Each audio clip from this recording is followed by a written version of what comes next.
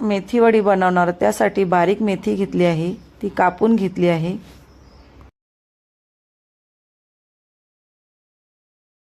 कापलेल्या मेथीमध्ये 2 चमचे आले लसूण मिरची कोथिंबीर यांची पेस्ट घातली, 1 चमचा तीळ घातले, 2 चमचे मीठ घातले, 1 चमचा हळद घातली, 1 चमचा मिरची पावडर घातली।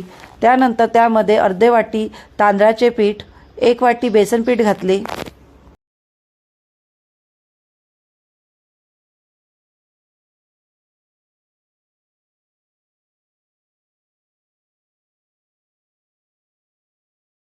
सर्व मिश्रण मिक्स करून घेतले।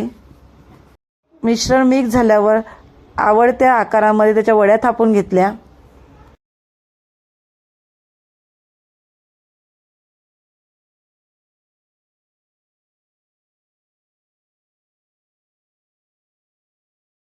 गॅसवर तवा गरम केला, त्यामध्ये तेल ओतल्यानंतर त्यामध्ये वड्या थापून घेतल्या।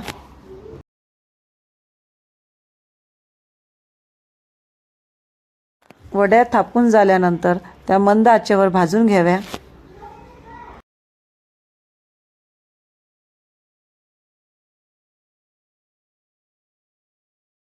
खरपूस अशा वड्या तयार झाल्या।